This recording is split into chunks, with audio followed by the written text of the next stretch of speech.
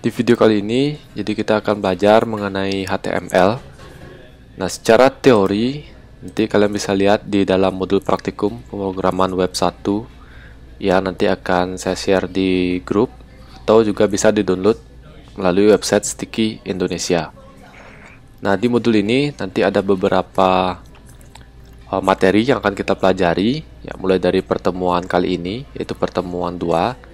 Kita akan belajar HTML dan juga CSS. Nah, nanti di pertemuan ketiga dan seterusnya sampai dengan UAS, kita akan belajar tentang PHP dan juga database menggunakan MySQL.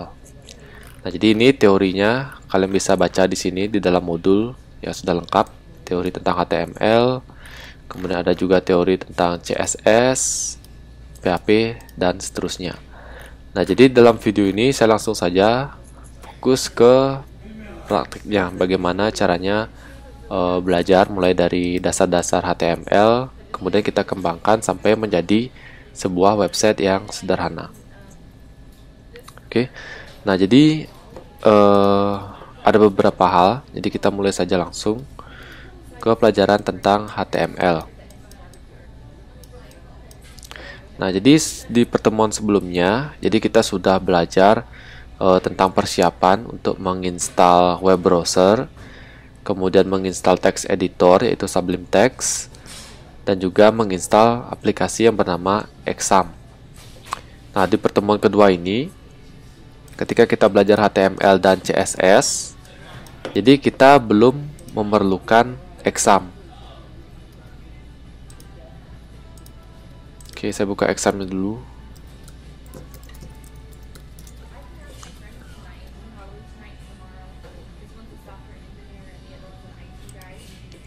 Nah, jadi di pertemuan 2 ini kita belum menggunakan exam. Nah, karena exam ini akan kita gunakan nanti di pertemuan ketiga sampai dengan UAS. Nah, kita menggunakan exam ketika kita menggunakan atau kita belajar pemrograman PHP. Nah, baru saat kita belajar PHP, baru exam ini akan kita gunakan. Nah, untuk sekarang ini belum kita gunakan. Oke. Nah, yang kita gunakan ada dua aplikasi. Yang pertama adalah aplikasi text editornya, yaitu Sublime Text. Ini tampilan Sublime Text. Dan juga aplikasi untuk kita membuka website yang akan kita buat, yaitu web browser. Nah, bebas ya, boleh menggunakan Firefox atau Google Chrome, atau yang lainnya boleh, silakan. Oke, nah sebelum kita langsung praktek, jadi saya jelaskan sedikit mengenai HTML. Oke, saya jelaskan HTML-nya dulu.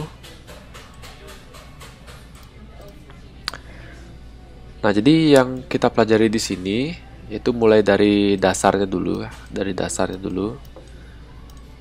kemudian baru kita nanti ke pengembangannya.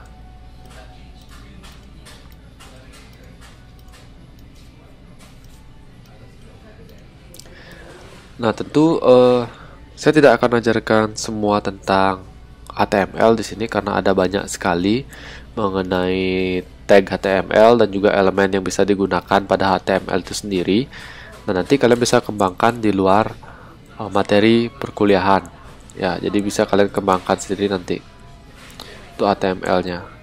Nah, jadi saya akan perlihatkan dulu secara umum. Di sini ada HTML yang akan kita pelajari sekarang. Tentu nanti kalau misalnya membuat website, ada lagi istilah lain atau pemrograman bahasa lain yang kita gunakan, misalnya seperti CSS, kemudian ada JavaScript. Ya, ada JavaScript. Kemudian ada PHP.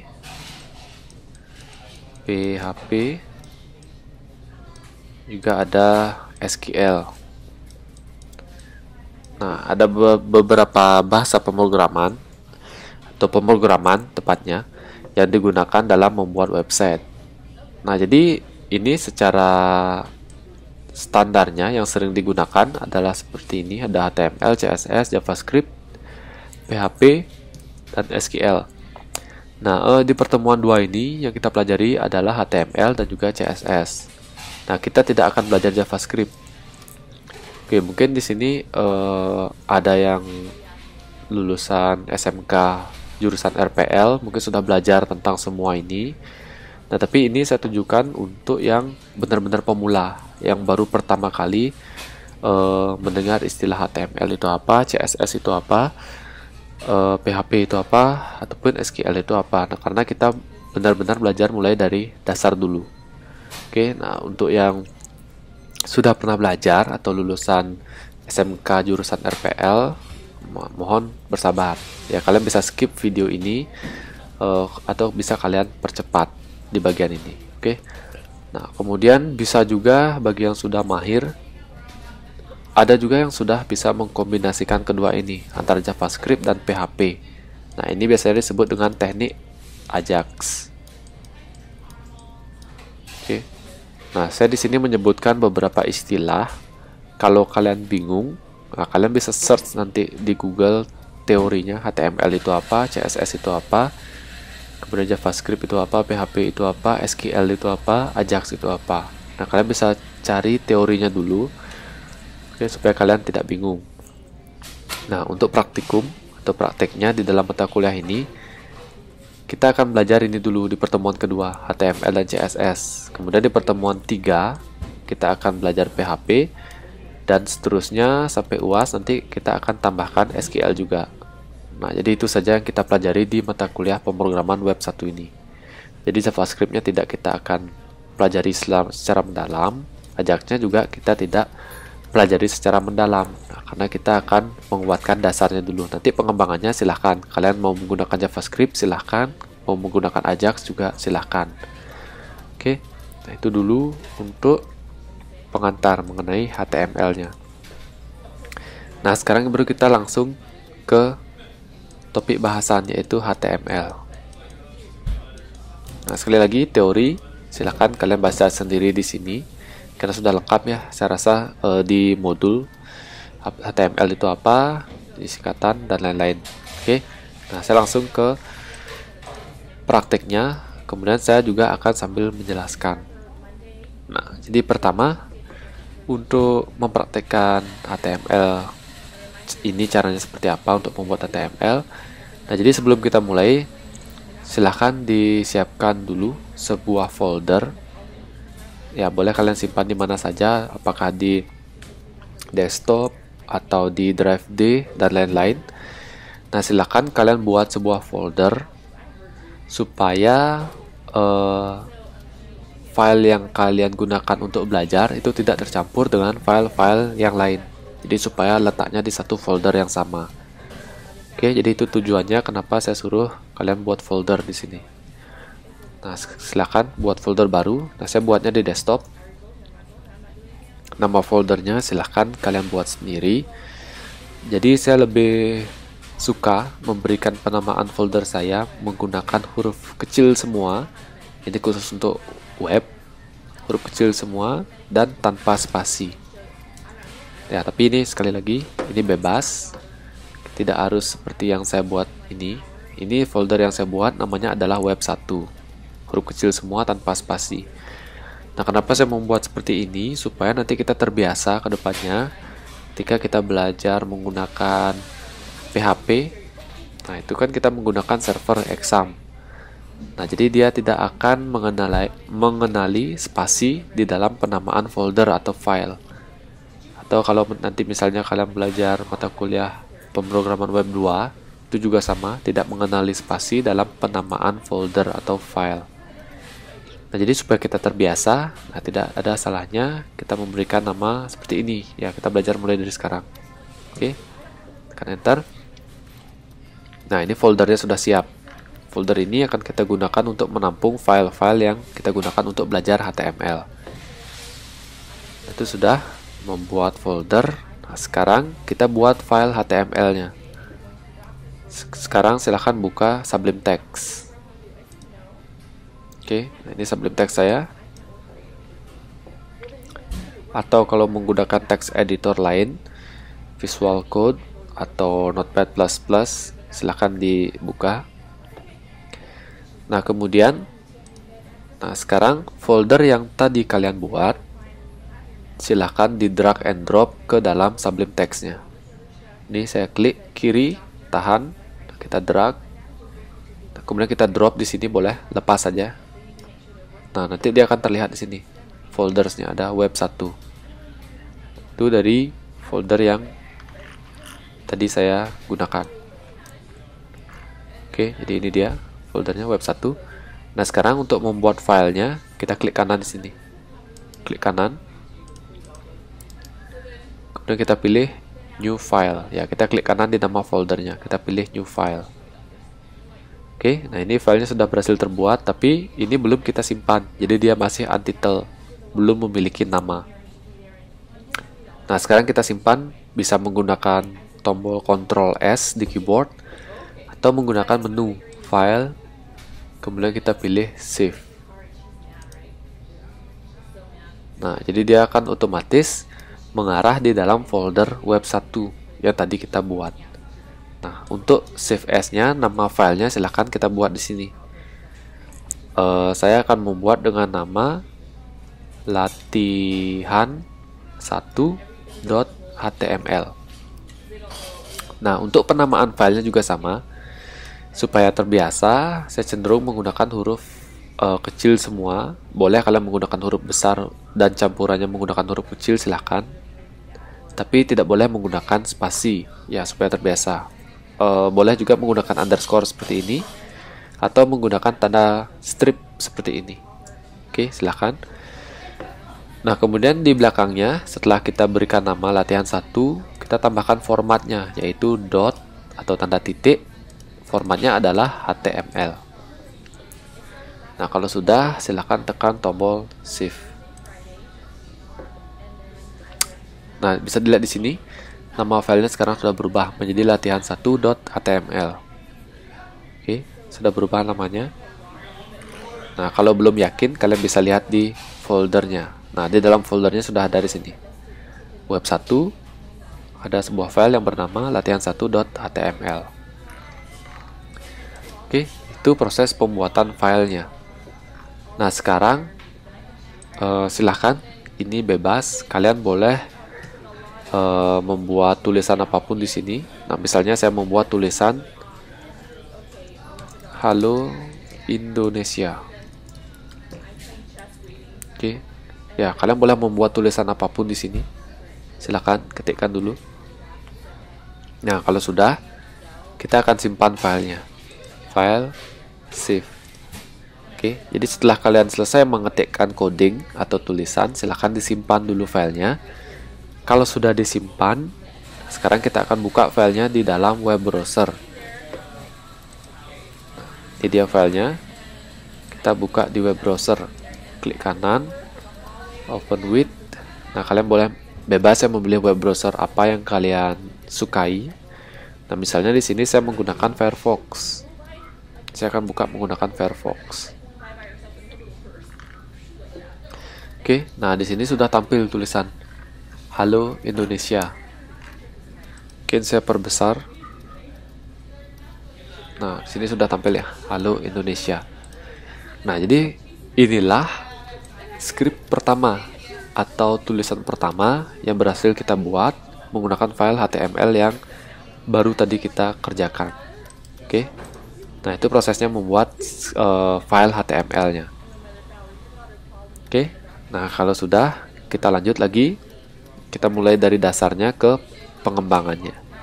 Kita lanjut lagi. Nah, sekarang kembali lagi ke skripnya. Ini dia.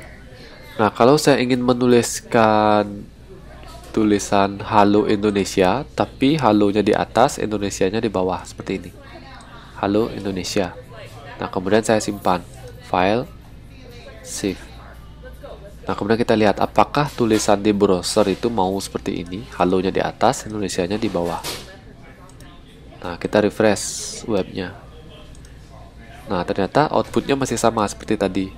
Ya, dia nyambungnya ke sebelah kanan, masih horizontal, tidak mau di bawahnya. Nah, caranya, nah di HTML itu ada sebuah tag yang bernama BR atau break. Nah, penulisan tagnya seperti ini. Tanda kurang dari, kemudian tanda tulisan BR, kemudian tanda lebih dari. Oke, seperti ini sintaksnya atau tagnya, BR, kemudian kita simpan, file, save. Oke, kemudian kita refresh webnya. Nah, jadi Indonesianya akan pindah di bagian bawah.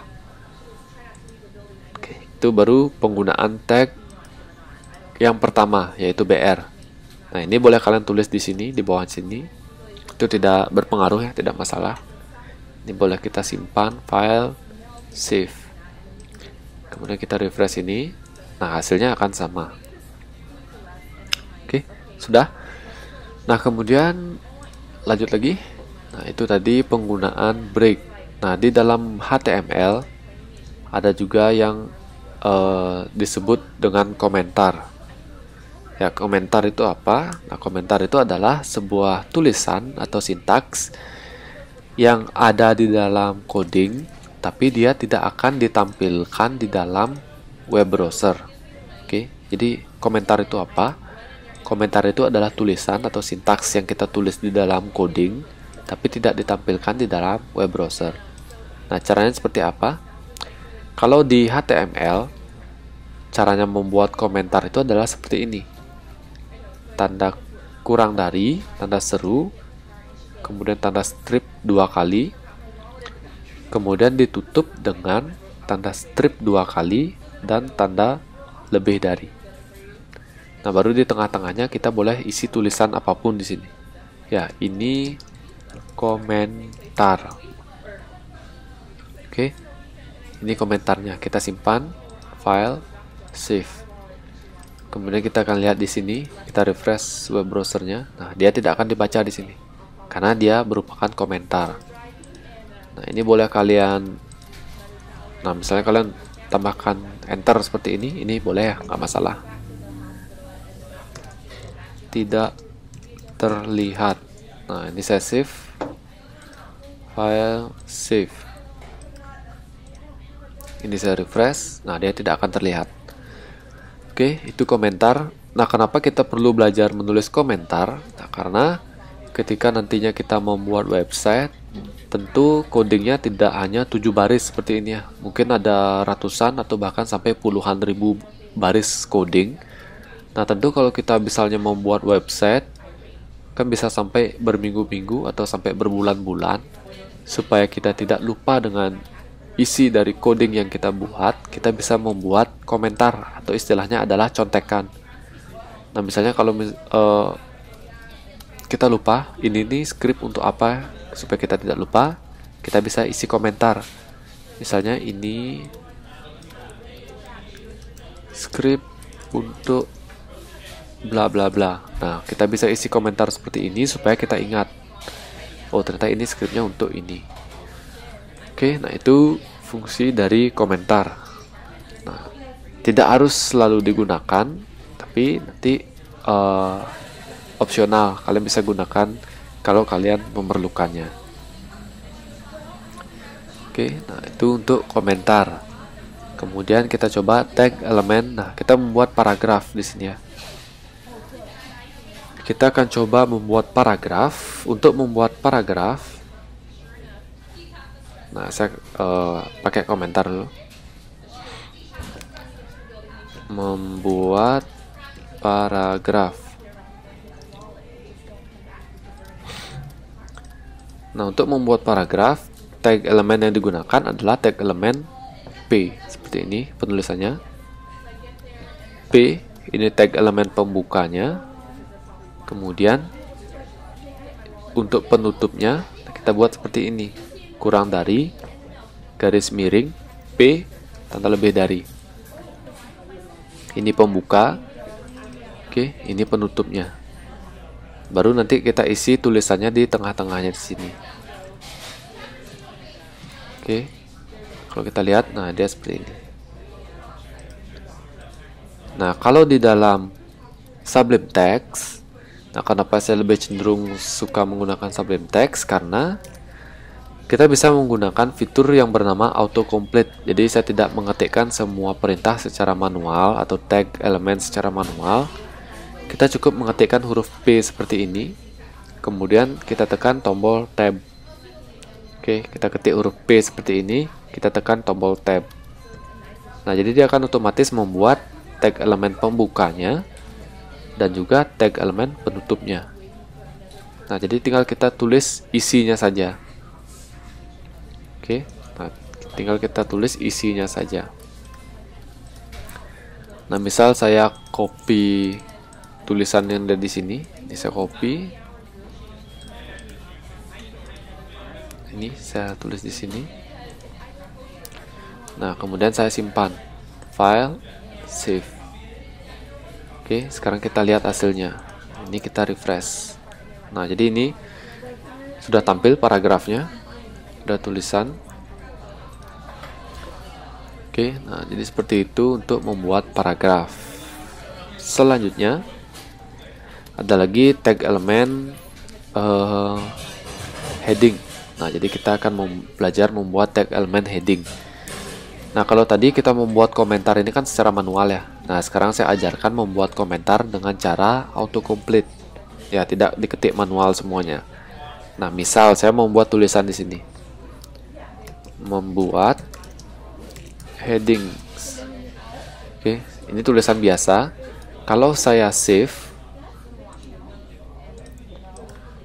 nah ini saya refresh. Nah, ini kan kelihatan di sini. Nah, supaya ini tidak terlihat, saya akan jadikan dia komentar. Nah, caranya menjadikan komentar adalah kita blok tulisannya. Kemudian kita tekan tombol di keyboard yaitu Ctrl dan garis miring. Oke, kita tekan Ctrl dan garis miring. Tahu kalau yang menggunakan Mac bisa menggunakan Command dan garis miring. Nah, bagi yang menggunakan Windows silahkan tekan Ctrl dan garis miring. Nah, seperti itu hasilnya. Oke, ini gampang. Buat headings, nah untuk headings itu ada 6. Nah, jadi saya akan ajarkan seperti ini. Saya akan menggunakan fitur autocomplete, jadi supaya ngetiknya lebih cepat dan untuk mencegah salah ketik. Oke, jadi autocomplete itu selain memudahkan kita untuk mempercepat menulis sintaks, itu juga untuk mencegah terjadinya salah ketik coding. Nah, contohnya seperti ini. Saya membuat tag elemen H1. Saya tinggal ketik H1 seperti itu, kemudian saya tekan tombol tab. Nah, jadi ada H1 pembuka dan ada H1 penutup. Nah, kemudian saya tinggal isi isiannya saja. Nah, misalnya di sini headingsnya saya isi dengan nama atau dengan tulisan Sticky Indonesia. Oke. Kemudian kita simpan. File, save. Oke, kemudian kita refresh webnya. Nah, ternyata di sini tulisannya fontnya lebih besar ya, ukuran fontnya lebih besar dan font ini dicetak tebal. Oke, fontnya dicetak tebal. Nah, kita coba headings yang lain. Jadi heading itu ada H1 sampai dengan H6. Oke, kita coba H2 dengan tulisan yang sama. Nanti kita lihat bedanya. Kemudian ada headings H3, ada H4. Kemudian ada H5 dan terakhir ada H6. Oke, jadi saya setiap mengetikkan tulisan seperti ini H6, saya tekan tombol tab. Jadi dia langsung membuat pembuka dan penutup. Kemudian kita isi tulisan untuk isiannya. Oke, nah jadi udah dari A1 sampai H6. Kita simpan lagi. Kemudian kita refresh. Nah, jadi ini bedanya. Jadi ini H1 besar, kemudian H2 lebih kecil, H3 lebih kecil, H4 lebih kecil lagi, sampai dengan H6 ya, yang lebih kecil lagi. Nah, jadi kalau secara tampilan kita bisa lihat di sini tampilannya beda dari ukuran tulisannya antara H1 sampai H6. Nah, tapi sebenarnya ini memiliki fungsi lain. Ya, ini saya hanya berbagi masalah teknis, ya tidak harus kita pelajari sekarang. Jadi ini fungsinya adalah untuk indexing website ketika kita berusaha membuat website dengan yang namanya SEO, atau Search Engine Optimization. Ketika kita membuat website dan kita ingin website kita tampil di urutan pertama di Google ketika orang mengetikkan kata kunci, misalnya orang mengetikkan kata kunci sticky Indonesia, nah maka si search engine itu, atau misalnya contohnya Google, nah dia akan mengindeks terlebih dahulu H1-nya. Apakah di website kita memiliki H1 dengan kata kunci yang dicari, yaitu sticky Indonesia. Nah, kalau misalnya di sini kita memiliki H1 dengan sticky Indonesia, kemungkinan besar website kita lah yang diindeks nomor 1 atau di urutan paling atas. Nah, misalnya H1-nya tidak ada, H2-nya tidak ada, yang ada hanya H3 saja. Nah, kemungkinan ada website lain yang menggunakan H1-nya sticky Indonesia itu yang bisa diindeks lebih dulu oleh Google. Nah, mungkin terlihat sepele kalau di sini, ya terlihat sepele, hanya tampilan saja, tapi itu sebenarnya memiliki fungsi yang sangat fatal ketika kita menentukan teknik SEO untuk website yang kita buat. Oke, nah itu sedikit tambahan atau pengembangan dari dasar-dasar yang kita pelajari sekarang. Oke, itu dulu. Kemudian selain paragraf ada headings. Nah, kemudian kita bisa mengubah tulisan di sini ya. Misalnya tulisan Stimik Stikom Indonesia ini akan saya ubah menjadi cetak tebal. Ya, menjadi huruf tebal di sini. Nah, ini akan saya ubah menjadi huruf tebal. Nah, kalau di HTML itu ada tag elemen yang bernama bold. Oke. Penulisannya seperti ini. Kita ketik huruf B, kemudian kita tekan tombol tab. Nah, jadi ada B pembuka dan B penutup. Nah, B ini singkatan dari bold. Ya, itu singkatan dari bold. Nah, baru di tengah-tengahnya kita isi tulisan yang ingin kita ubah menjadi huruf cetak tebal, yaitu Stimik Stikom Indonesia. Ini, kemudian kita simpan, save, kemudian kita refresh webnya. Nah, jadi ini berubah menjadi cetak tebal, Stimik Stikom Indonesia. Nah, kemudian kalau misalnya ini mau kita ubah bukan cetak tebal, jadi cetak tebal tuh bisa ada, ya ada beberapa cara. Selain menggunakan tag elemen B, bisa juga menggunakan tag elemen strong. Nah, ini kita simpan. Ini hasilnya sama saja. Ya, ada banyak cara. Kalian bebas boleh menggunakan cara yang mana saja. Oke, tidak masalah. Nah, kemudian kita coba menggunakan cetak miring. Nah, kalau cetak miring itu menggunakan tag elemen I atau italic. Oke. I. Saya ulang. I, tekan tombol tab. Kemudian kita ketik tulisan di tengah-tengahnya. Ada I pembuka, kemudian ada I penutupnya. Kemudian kita simpan dan kita refresh webnya. Nah, ini cetak miring dia. Oke. Kemudian ada lagi satu untuk stylingnya, ada yang namanya underline. Ya, ini sama seperti di Microsoft Word. Ada yang cetak tebal, cetak miring, ada yang garis bawah. Nah, untuk garis bawah atau underline, kita menggunakan tag elemen U. Kita ketik U seperti ini, tekan tombol tab. Oke, ada pembuka, ada U penutup. Kita paste di tengah-tengahnya tulisannya, kemudian kita simpan. Oke, kemudian kita refresh sini. Nah, jadi dia akan menjadi seperti ini. Oke, ada garis bawahnya. Nah, ataupun kalau misalnya kita ingin menggunakan semuanya secara bersama-sama, ada cetak tebal, garis miring, dan garis bawah. Nah, kita bisa menggunakan lebih dari satu. Oke, misalnya kita menggunakan bold. Di dalam bold kita akan menggunakan italic, I, tekan tombol tab. Nah, kalau tidak bisa, boleh menggunakan seperti ini.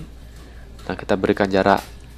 Di dalam bold ada I, di dalam I ada U. Nah, ini baru kita isi tulisan Stimik Stikom Indonesia. Oke. Kita simpan. Kemudian kita refresh webnya. Nah, jadi dia cetak tebal, cetak miring, dan ada garis bawahnya. Oke. Kita boleh disederhanakan menjadi seperti ini. Ini bisa.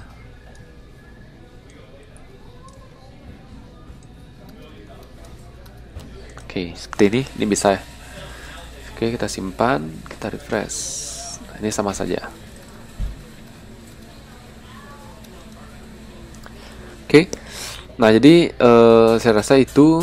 Nah, kita sudah belajar beberapa ya di sini, beberapa tag elemen atau fungsi yang bisa digunakan di HTML. Ada BR, kemudian ada P paragraf, ada B untuk cetak tebal, ada I cetak miring, ada U garis bawah, kemudian headingsnya ada 6 di sini, H1 sampai H6. Nah, jadi itu sebenarnya belajar HTML itu sederhana. Kita bisa langsung membuat seperti ini. Nah, tapi sekarang kita akan belajar dengan format atau struktur HTML yang benar. Nah, kalau ini kan kita hanya belajar ya, dasar-dasarnya ya tidak masalah. Nah, sekarang kita belajar struktur yang benarnya seperti apa. Nah, sebelumnya kita buat file baru dulu ya supaya ini tidak hilang. Nah, di dalam folder web 1 sama seperti tadi caranya membuat file yang kedua. Kita klik kanan di folder web 1, pilih new file. Nah, ini kan belum memiliki nama, masih untitled, kemudian kita simpan. File save.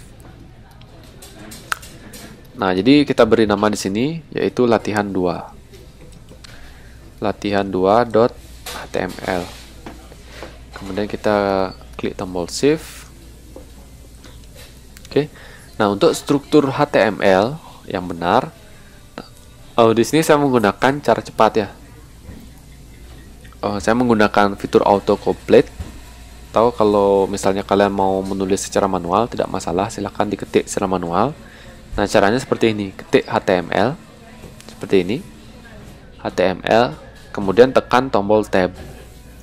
Nah, jadi dia akan langsung membuat struktur dari HTML itu. Yaitu, nah saya jelaskan sekarang. Ini strukturnya. Nah, yang pertama, bagi yang menggunakan Sublime Text, nah bisa lihat seperti ini ya. Di sini ketika saya klik HTML yang ada di baris 1, ini kan ada garis bawahnya.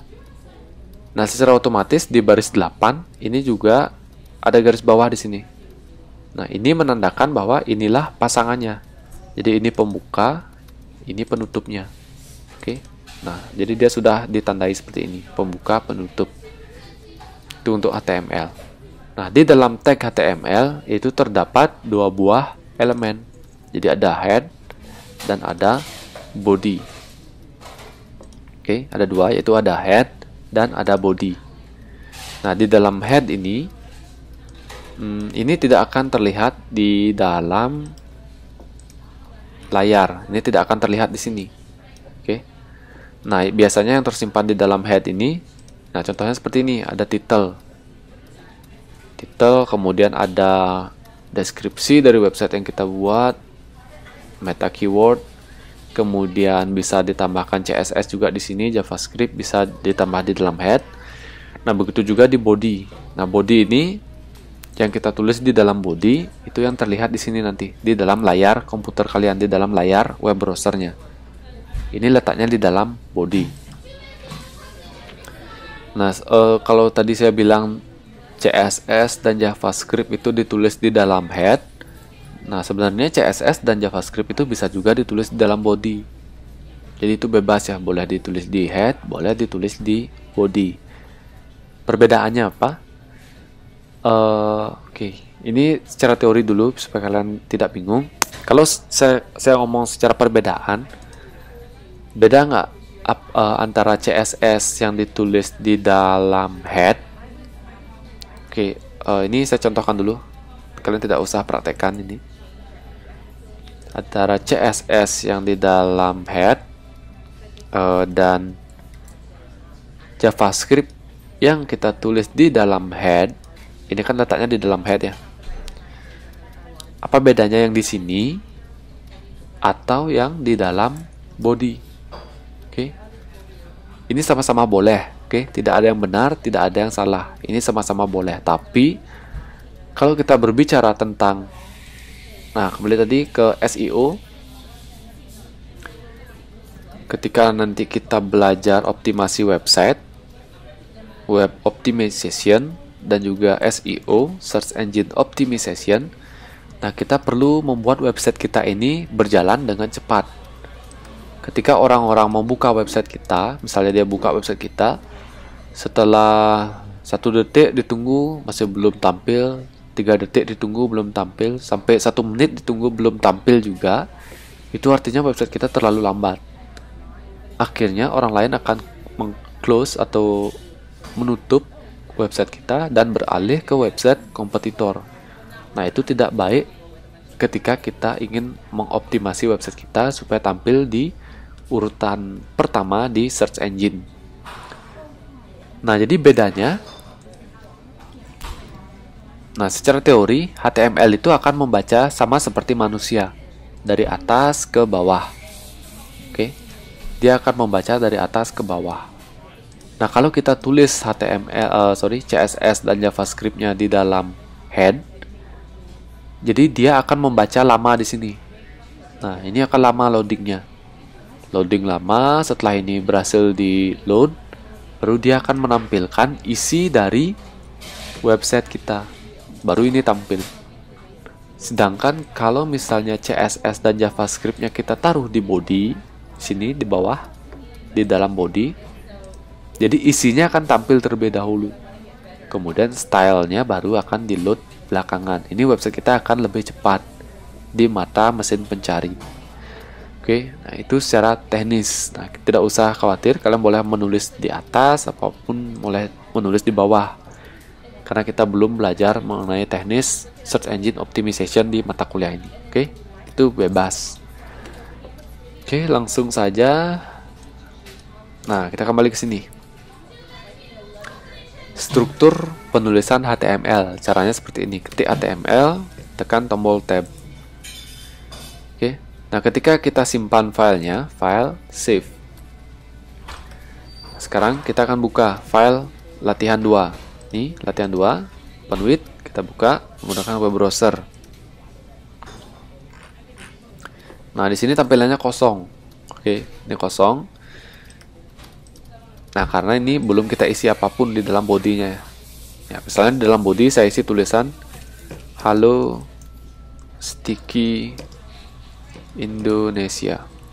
Oke, kemudian saya simpan, save. Kemudian saya buka web browsernya, saya refresh. Nah, di sini akan tampil tulisannya Halo Sticky Indonesia. Oke, nah jadi seperti itu struktur dari penulisan HTML yang benar. Kita tulis isinya di dalam body. Nah, untuk head ini apa? Nah, di sini ada tag element title. Nah, untuk title itu, nah, misal saya buat di sini titelnya adalah Sticky Indonesia. Kemudian kita simpan. Nah, dia akan tampil di sini. Nah, kita refresh. Nah, dia akan tampil di sini. Judul dari website kita sudah berubah.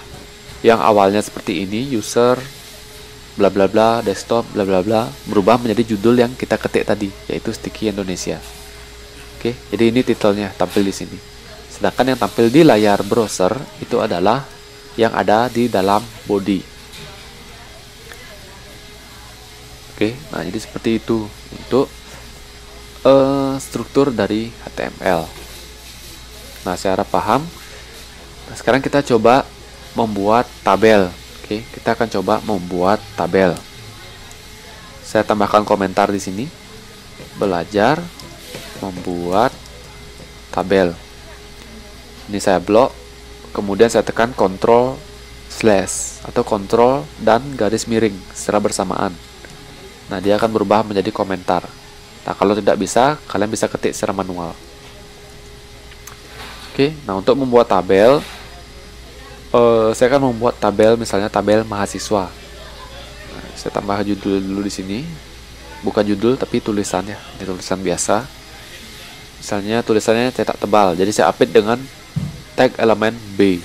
Ini supaya tulisannya menjadi cetak tebal. tulisannya adalah data mahasiswa. Oke, nah jadi step by step dulu, kita tidak perlu membuat sampai selesai. Nah seperti ini dulu, kita simpan, save, kemudian kita coba. Nah ini sudah tampil. Kalau sudah tampil baru kita lanjut ke proses berikutnya. Nah untuk membuat tabel, saya menggunakan autocomplete. Jadi kalian tinggal ketik tabel seperti ini. Oke, tabel dalam bahasa Inggris. Kemudian kita tekan tombol tab. Nah jadi dia akan otomatis membuat pembuka dan penutupnya. Oke, kita tekan enter seperti ini. Nah di dalam tabel kita isi dengan baris. Nah ini saya buat baris yang pertama menggunakan tag elemen tr, atau kepanjangannya adalah tabel row. Oke, ini barisnya. Saya tekan tombol tab. Nah di dalam tr kita isi dengan tag elemen th. Ini kepanjangannya adalah tabel header. Oke, sekali lagi ini kepanjangan dari tabel header. Tekan tombol tab, jadi ada pembuka, ada penutup. Nah, di header yang pertama atau kolom yang pertama, ini saya isi dengan tulisan NIM seperti ini. Dan di kolom yang kedua, saya buat TH lagi di dalam TR-nya. Ini dengan tulisan nama mahasiswa. Oke. Nah, ini ada baris. Di dalam satu baris ini ada dua kolom, yaitu NIM dan nama mahasiswa. Saya simpan, save. Saya refresh. Nah, ini dia, NIM, nama mahasiswa. Oke. Nah, untuk tabelnya saya isi garis pembatas supaya tidak bingung. Di dalam tag elemen tabel ini kita bisa isi dengan border sama dengan tanda petik 2. Ini saya isi dengan 1. Sebenarnya boleh dari 0, 1, 2, 3 sampai ya berapapun, silahkan kalian isi di sini. Ini adalah ketebalan dari garis pembatasnya. Sama seperti di Excel, kalian pernah mendengar istilah border. Ketika kita refresh, nah ini sudah ada garis pembatasnya. NIM, nama mahasiswa. Nah sekarang tinggal kita isi NIM-nya berapa, nama mahasiswanya siapa. Oke, nah di bawah TR kita tambah baris baru TR. Kemudian kita tekan tombol tab. Nah di dalamnya kita tambahkan TD, bukan TH, tapi TD. Nah bedanya apa? Nanti kita lihat. TD ini kepanjangan dari tabel division. Oke, ini kolomnya. Kolom pertama kita isi dengan NIM. NIM-nya berapa? Nah misalnya NIM-nya adalah 20.00.00.01. Oke, kolom kedua kita isi dengan nama mahasiswanya. Misalnya namanya adalah Wawan. Oke. Nah, kita coba seperti itu dulu. Kita simpan, file, save. Kita buka web browser, kita refresh. Nah, ini NIM-nya, ini nama mahasiswanya. Nah, kita coba isi lagi NIM di bawahnya dan juga nama mahasiswanya. Enter lagi, di bawah TR kita isi TR baru atau baris baru. Tambah lagi TD, NIM-nya 20.00.00.02. Kemudian kolom yang kedua yaitu nama mahasiswanya, misalnya Wati. Kemudian kita simpan. Kita refresh lagi web browsernya. Nah, ini seperti ini tampilannya. Oke. Nah, saya rasa seperti itu untuk dasar-dasar HTML yang kita pelajari di pertemuan kedua ini. Ya, jadi tadi mulai dari membuat tulisan biasa, peletaan tulisan, paragraf, kemudian cetak tebal, cetak miring, garis bawah, kemudian heading, dan juga pembuatan tabel seperti ini. Nah, jika ada istilah atau coding yang kurang dimengerti, silahkan ditanyakan di grup atau di kolom komentar. Oke, selanjutnya di video berikutnya. Terima kasih.